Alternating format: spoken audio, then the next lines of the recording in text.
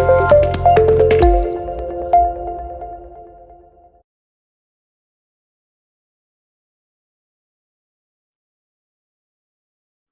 of the most important theory question of this chapter after accounting process, सबसे important तो accounting process ही है, meaning of accounting और accounting process तो definitely most important है. उसके बाद अच्छा क्वेश्चन है ये, काफी interesting, limitations of accounting. Accounting की कुछ लिमिटेशंस है, ये भी मेजॉरिटी हम चीजें सुन चुके हैं. Number one question is very very important, one of the most important question after the accounting process. First limitation, accounting is not fully exact. Accounting is not fully exact. Although हमने पढ़ा है कि कोई भी बिजनेस ट्रांजैक्शन हमें record करनी है, we should have a proper documentary evidence. Yes or no? Yes sir. Yes sir. Vouchers जिन्हें कहते हैं, बिना वाउचर्स के बेसिस पे आप ट्रांजैक्शन रिकॉर्ड नहीं कर सकते. तो हर एक चीज का आपके पास एक डॉक्यूमेंट्री एविडेंस होना चाहिए. इसका अकाउंटिंग प्रिंसिपल भी है verifiable objective principle. Every transaction must be verifiable through a documentary evidence. But still, there are certain areas where estimates are required. For example, आपने मशीन खरीदी जो 10 साल चलेगी, 10 साल चलेगी. Is it an estimate or Yes, a sir. Estimate. Estimate है. हो सकता है वो 2 साल में खराब हो जाए, हो सकता है वो 15 साल चले, लेकिन आपको एस्टिमेट लेना पड़ेगा, तभी आप डेप्रिसिएशन कैलकुलेट कर पाओगे. Yes sir. ओके. आपके जो डेटर्स होते हैं, कॉन्सेप्ट ऑफ प्रूडेंस कहता है कि create a provision for doubtful debts. Yes sir. Yes, sir. तो इज इट एन एस्टिमेट और you have the actual amount? Estimate. Estimate. Estimates. So accounting is not fully exact, in spite of the fact that transactions are recorded on the basis of evidence. Yet some estimates are also to be made for ascertaining the correct profit or loss. For example, estimating the useful life of an asset, creating a provision for doubtful debts, net realizable value of stock. आप stock की value, stock is valued at lower of the cost or market price. Yes sir. तो आप estimate कर रहे हो ना कि अच्छा कल को बेचेंगे तो ये कितने का बिकेगा. तो accounting is not fully exact. Some estimates are required to be made. First limitation clear? Yes Yes sir. sir. Second, unrealistic information. कुछ जगहों पे अनरियलिस्टिक इंफॉर्मेशन हमें लेनी पड़ती है. Assets are recorded in the books of accounts at historical cost. आपने कोई motor car खरीदी बिजनेस के लिए, लेट अस अज्यूम कोई बड़ी ही हाई एंड लग्जरी कार खरीदी, उसकी वैल्यू थी 50 लाख रुपीस. ओके. अब उसका रेट ऑफ एस्टिमेटेड लाइफ है 10 इयर्स और रेट ऑफ डेप्रिसिएशन हो गया 10% पर एनम. तो 50 लाख के आपने कार खरीदी बिजनेस के लिए. एक साल के बाद उसकी वैल्यू बुक्स में क्या आ रही होगी? 50 lakh minus 5 lakh, 45 lakh. Yes sir. 2 साल के बाद वैल्यू क्या आ रही होगी? 45 माइनस 5, 40 लाख. Yes sir. तो क्या 2 साल पुरानी आप गाड़ी बेचना चाहोगे तो 50 लाख वाली क्या 40 लाख में बिक जाएगी? No sir, कम में बिकेगी.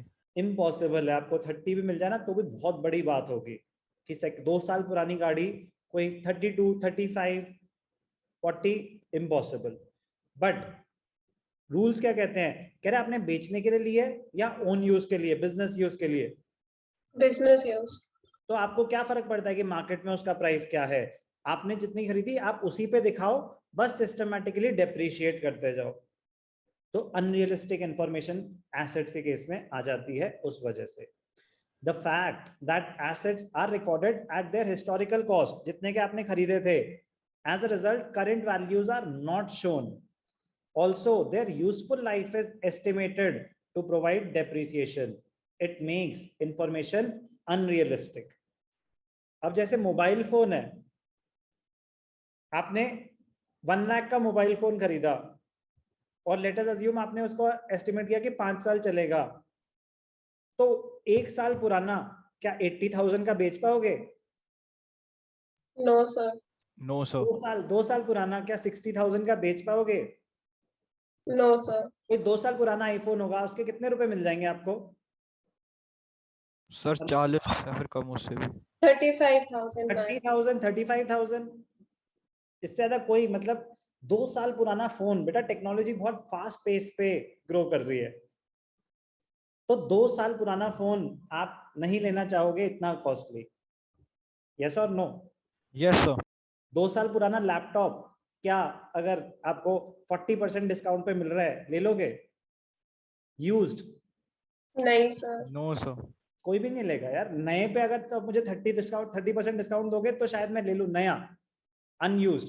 यूज्ड कैसे कोई 2 साल पुराना 30-40% पे ले लेगा डिस्काउंट पे? इम्पॉसिबल। तो अनरियलिस्टिक इंफॉर्मेशन शो करते हैं हमारी financial statements. Yes sir but इसको काउंटर करने के लिए ना उन्होंने हर एक एसेट के रेट ऑफ डेप्रिसिएशन अलग अलग बना रखे हैं। तो ये जो कंप्यूटर्स, मोबाइल फोन, इनका rate of depreciation usually high होता है, बट जो मशीन्स हैं, फर्नीचर है, उनका रेट ऑफ डेप्रिसिएशन लो होता है, क्योंकि उनकी वैल्यू भी फास्ट पेस पे गिरती है ना, रीसेल वैल्यू। But Yes. मेरी फाइनेंशियल स्टेटमेंट जो हैं वो अनरियलिस्टिक इंफॉर्मेशन शो करते हैं as far as assets are concern. Okay, तो limitation.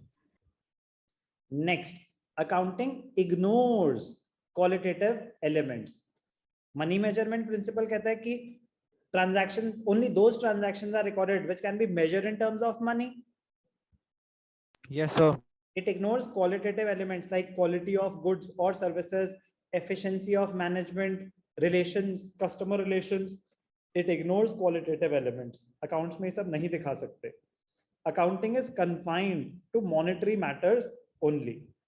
Therefore, qualitative elements like quality or skills of the management and staff, industrial relations, public relations, all of them are ignored.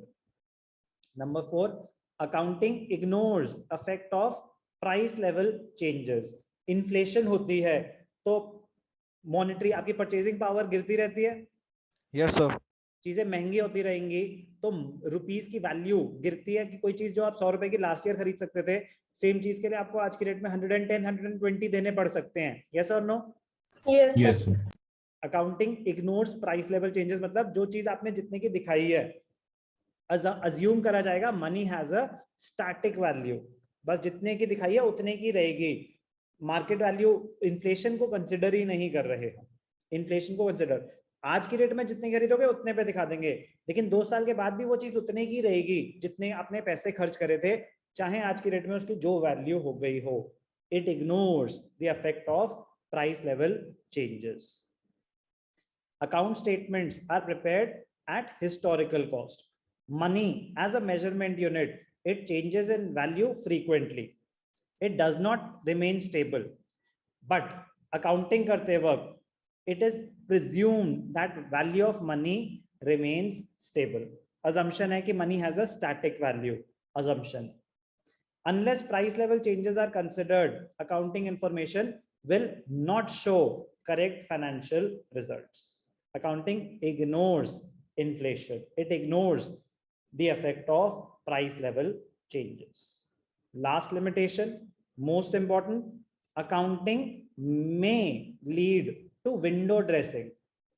Window dressing, हम mall में घूम रहे होते हैं तो usually ऐसा होता है कि जो उनके बाहर से हमें चीजें दिख रही होती है वो उनकी बेस्ट होती हैं। यस सर तो विंडो ड्रेसिंग का पर्पस क्या होता है? टू अट्रैक्ट इन्वेस्टर्स, मतलब इन द सेंस की शॉप्स में टू अट्रैक्ट कस्टमर्स। यस और नो?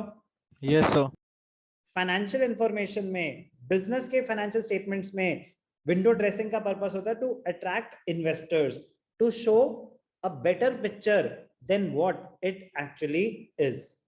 मैनिपुलेट करना फाइनेंशियल, अब आप कागज ही तो है, अकाउंट्स एक कागज ही तो है। इन्वेस्टर क्या उसको हम जर्नल दिखाते होंगे या सिर्फ financial statements? Financial statement Financial कोई statements. हमारा जर्नल लेजर नहीं देख सकता, वो सिर्फ और सिर्फ फाइनेंशियल स्टेटमेंट्स देखते हैं। And result of accounting, balance sheet, अपने इनकम स्टेटमेंट्स, ये सब देखते हैं वो। मैनिपुलेशन पॉसिबल है, यस सर Yes, काफी sir. ज्यादा बहुत हद तक पॉसिबल है। आपको यूजुअली क्या होता है कि जो आप पूरी अकाउंटिंग कर रहे हो ना, आपको अपने अकाउंट्स वेरीफाई कराने पड़ते हैं। क्या होता है आपका? ऑडिट होता है। ऑडिट, ऑडिट का मतलब क्या होता है? Inspection and verification of financial statements. कौन करता है ये? कौन करता है audit? Chartered Chartered accountant. accountants. It is done by chartered accountants. तो हर कंपनी के लिए मैंडेटरी होता है कि अपने अकाउंट्स को ऑडिट करवाओ। आपने बना लिया फाइनेंशियल स्टेटमेंट्स, अब इनको ऑडिट कराओ।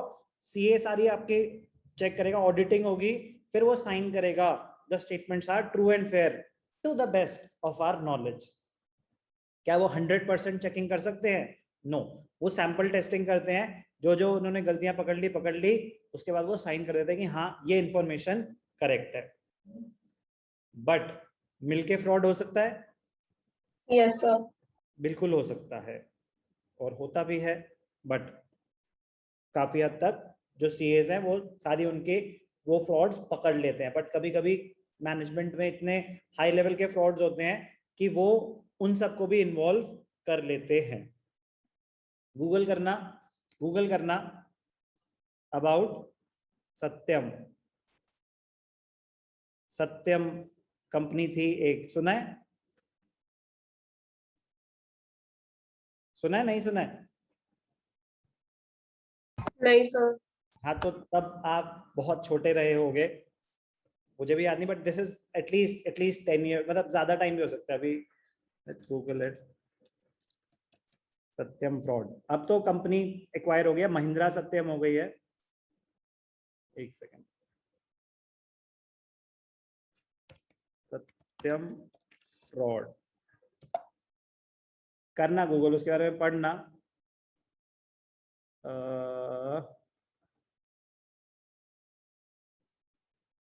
ऑडिटर्स पीडब्ल्यूसी थे, ये तो याद है। ईयर कौन सा था? So 2009. 2009। तो 12 साल पहले। आप कितने अभी 17 हो? 16 हो?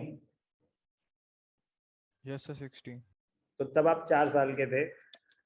9,000 करोड़ का फ्रॉड तब हुआ था, अप्रोक्सीमेटली 9,000 करोड़ का। तो जो उनके ऑडिटर्स थे वो भी जेल में गए थे, ओनर तो गया ही था। बट ऑडिटर का पर्पस ये होता है verification of accounts. But point है, अकाउंटिंग में लीड टू विंडो ड्रेसिंग। पढ़ना जरूर सत्यम फ्रॉड के बारे में। Okay? Okay, sir. Yes, sir. क्या करा था उन्होंने? अपनी फाइनेंशियल इंफॉर्मेशन ओवरस्टेट कर दी थी। बैंक बैलेंसेस कुछ ज्यादा ही दिखा दिए थे जो एग्जिस्ट ही नहीं करते थे। अब बैंक स्टेटमेंट है ना, बैंक स्टेटमेंट तो बन सकती है, स्टेटमेंट ही तो है। स्टेटमेंट तो कोई भी बना सकता है ना, आज की डेट में तो इतने पीडीएफ एडिटर्स आते हैं। यस और नो? Yes, sir. तो बहुत इजीली होते हैं, मतलब इजी क्या, मतलब पॉसिबल होते हैं विंडो ड्रेसिंग करना। बहुत इंपॉर्टेंट क्वेश्चन है, what is the meaning of window dressing? The term window dressing means manipulation of accounts in a way so as to conceal vital facts and present the financial statements to show a better position than what it actually is. In this situation, income statement, it does not show correct profit or loss. The balance sheet does not provide a true and fair view of the financial information. OYO के ऊपर case चल रहा था। ओयो ने number of properties on papers कहीं ज्यादा दिखा रखी थी to attract investments. Yes, sir. तो वो भी तो विंडो ड्रेसिंग ही है। बहुत इंपॉर्टेंट है limitation of accounting, that it may lead to window dressing, manipulating the financial statements to show a better picture than what it actually is. One of the most important question of this chapter, limitations of accounting.